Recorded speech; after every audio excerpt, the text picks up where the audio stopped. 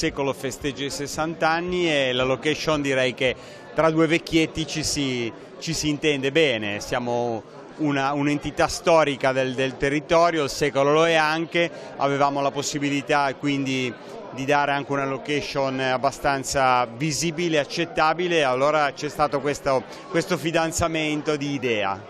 C'è qualche notizia che riguarda anche le nostre banche qua? No, direi non credo. Mi dicevano prima che è stata una cosa molto sofferta perché chiudere un anno in un pannello credo che sia un lavoro durissimo e mi dicevano i curatori della mostra che è stata una cosa molto sofferta e probabilmente le banche non sono così importanti da dedicare un pannello. Allora facciamo gli auguri a questo compleanno. Sì, sicuramente al compleanno del Secolo è una bellissima cosa, il Secolo è una delle entità storiche che sono rimaste, abbiamo un po' perso alcune entità al Tribunale, insomma momenti un po' difficili, il Secolo resiste, è un pilastro e speriamo che continui così. Il compleanno viene festeggiato proprio nel cuore di Chiavari.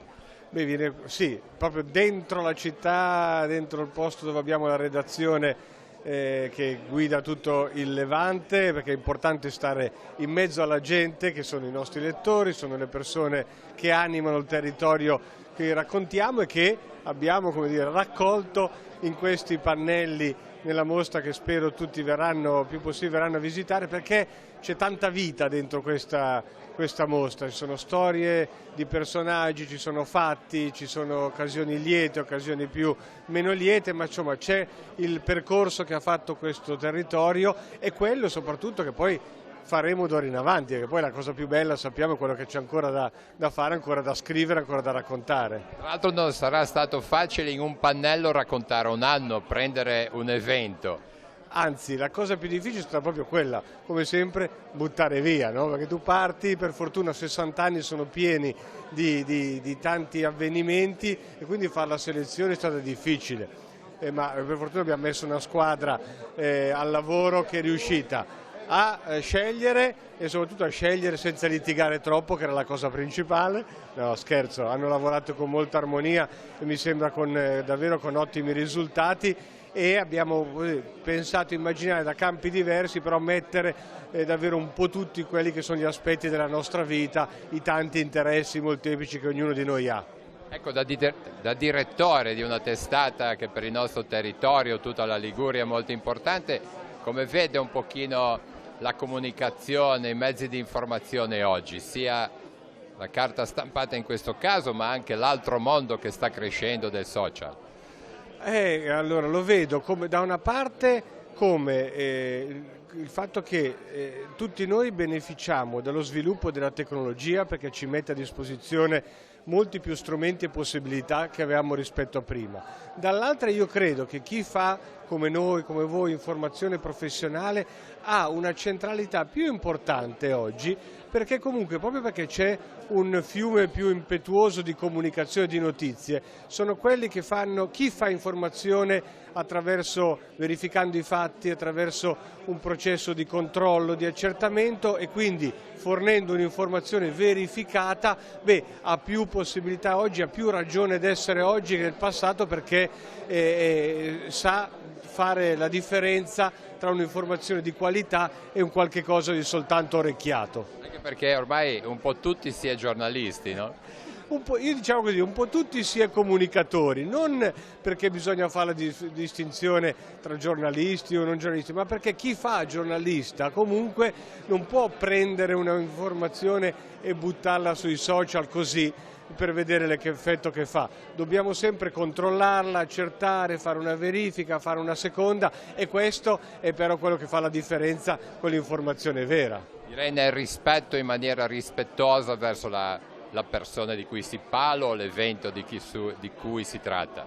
Guarda, sono contento che tu abbia usato questa parola rispetto perché quando vado a volte a parlare nelle scuole, ai corsi di giornalismo mi chiedono ma cos'è il requisito principale per fare il giornalista? Io dico esattamente questo, il rispetto, avere rispetto delle notizie, avere rispetto delle persone di cui si parla, soprattutto quando fai cronaca a livello locale, come lo facciamo qui in un territorio dove siamo molto calati, perché tu scrivi di persone che la mattina dopo incontri al bar, che ti possono chiedere conto, e questo è una palestra fondamentale per chi vuole fare giornalismo, perché si impara ad avere davvero la cautela che serve sempre quando si prende la vita delle persone, le si porta su un giornale, sulle pagine di un giornale, su un servizio televisivo o su un sito.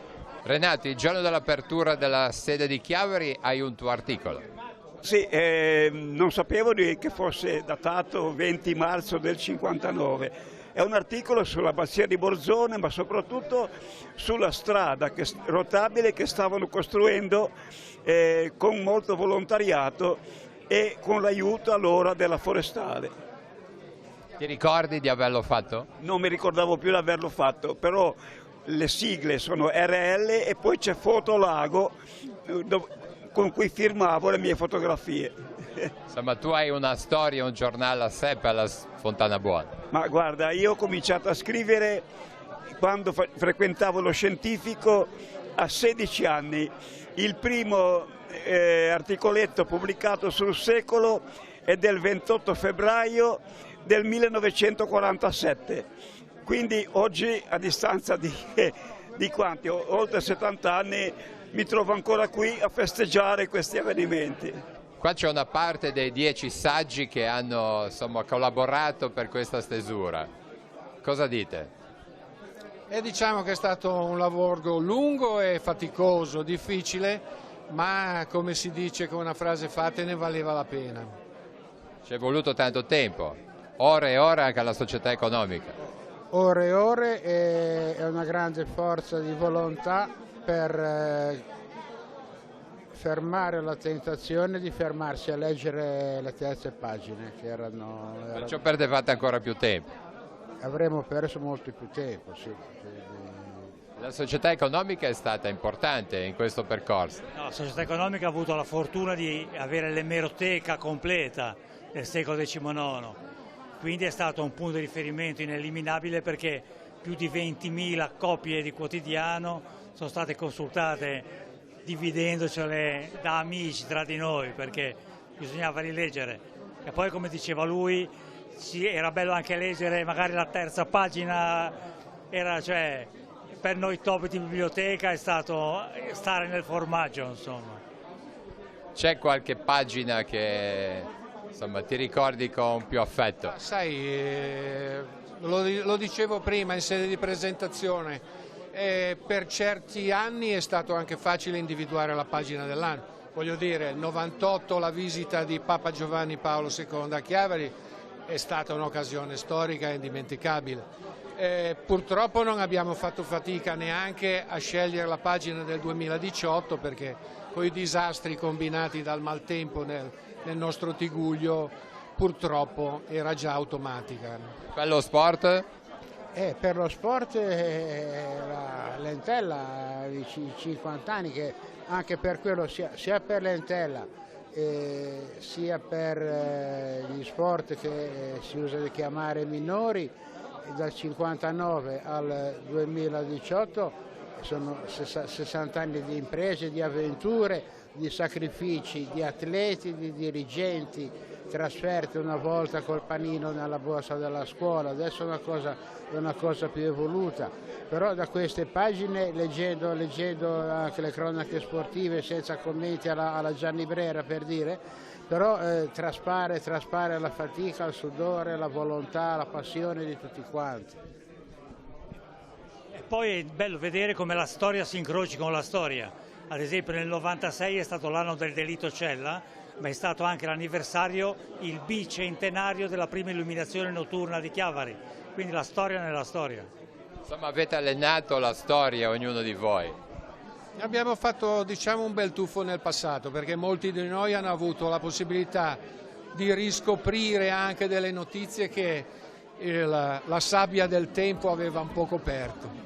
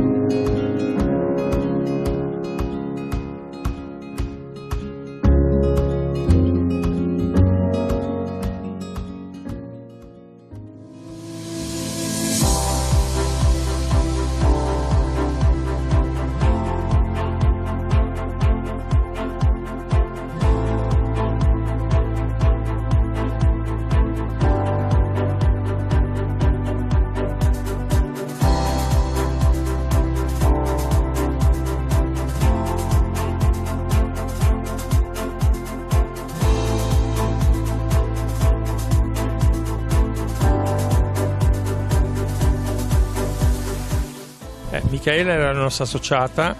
Diciamo, era tra le primissime ragazze che ha fatto il corso, lei insieme alla Caviglia, insieme all'Abruzzese. Era un periodo fortunato che le donne volevano iniziare questo corso qua e lei si divertiva, gli piaceva moltissimo arbitrare nel settore giovanile perché piace a tutti stare in mezzo ai ragazzi. Ci sono sempre ragazze che vogliono fare l'arbitro di calcio? Sì, noi abbiamo 7 ragazze, ultimamente nell'ultimo corso abbiamo avuto 2 ragazze che sono iraniane, una già iniziato ad arbitrare, ha già fatto 6-7 partite di cui già 3 allievi, quindi vuol dire che riusciamo proprio a fare divertire, una invece era infortunata proprio all'inizio e deve ancora incominciare, però è qui con noi, ha fatto da assistente a una partita e ha detto che non vede l'ora di incominciare. Ci sono anche tante squadre femminili di calcio, quindi diciamo che ci vogliono le ragazze che arbitrano. Ma diciamo sarebbe opportuno anche mandare le ragazze con le ragazze, non avendone mandiamo i ragazzi con le ragazze. Infatti c'è la Rupinarese che gioca nel nostro territorio e noi arbitriamo loro con squadre che vengono, diciamo, da Genova e oltre anche. Michaela era una ragazza che era molto attaccata all'associazione e quindi anche se i genitori non è che volessero che facesse l'arbitro, però era molto attaccata e era anche una promessa. Ecco, diciamolo, perché Michaela era anche brava ad arbitrare, ecco. Assolutamente sì, e poi ecco, facendo questo torneo qui lei veniva spesso e volentieri ad arbitrare a Calvari, era ben vista e seguita anche dalle società, da questa società. Quindi è giusto che venga fatto questo torneo per ricordarlo ogni anno, ecco. In effetti poi purtroppo dopo i suoi problemi, il suo decesso, assieme come sezione e assieme alla Calvarese abbiamo istituito questo torneo che ormai dura è il 22esimo anno. Ogni anno venite, ogni anno tornate. Sì, certo, è un gruppo di amici che diciamo che ritorniamo sempre volentieri a trovare, con un'ospitalità fantastica grazie alla collaborazione che c'è stata da più anni con la società e gli amici del posto, e ci troviamo bene e portiamo a fare un'esperienza ai nostri ragazzi che comunque è un'esperienza formativa per quel che riguarda il nostro progetto. Calcio in Val d'Aosta, come fate d'inverno quando c'è un po' più di neve? Sì, diciamo è un po' più difficile, ecco, fare calcio oppure no, ecco, rispetto a queste zone? Beh, sicuramente il fattore clima è un fattore importante perché non ci permette, non ci consente di fare attività durante l'inverno per causa neve. Noi come società ci siamo attrezzati anche noi con gli impianti in sintetico, di conseguenza riusciamo a fare attività, però l'attività ufficiale, quindi i campionati sono fermi, dobbiamo emigrare per fare amichevoli nel vicino canavese con un dispendio ovviamente di energia e di tempo anche soprattutto. La realtà valdostana ovviamente d'inverno è preponderante il fattore sciistico, quindi la conformità delle montagne propone principalmente quello, però noi insomma con i nostri ragazzi riusciamo a stabilire un buon feeling anche durante la fase invernale. I piccolini vanno in palestra, quindi la società si è strutturata di queste iniziative personalizzate, diciamo. Ecco, siete arrivati terzi e avete conquistato il terzo posto, quindi diciamo siete il livello, diciamo che i vostri ragazzi però possono competere anche con questi ragazzi che magari riescono ad allenarsi anche durante l'inverno.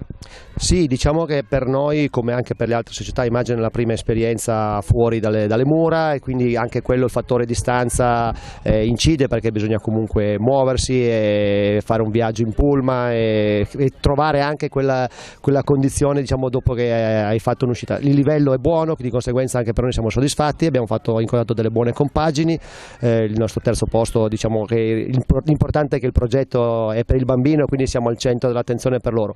Progetto didattico che cresce di anno in anno con la formazione, diciamo, del giovane calciatore.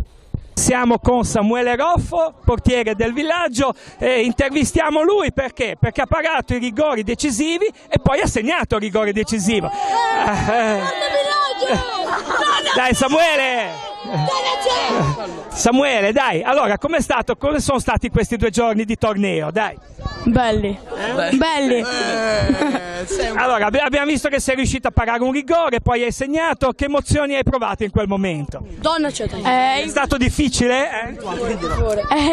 Nella parata sono emozionato e sul gol vabbè, sono andato con i miei amici a festeggiare. Non è stato difficile quando si è un po' chiudi quello.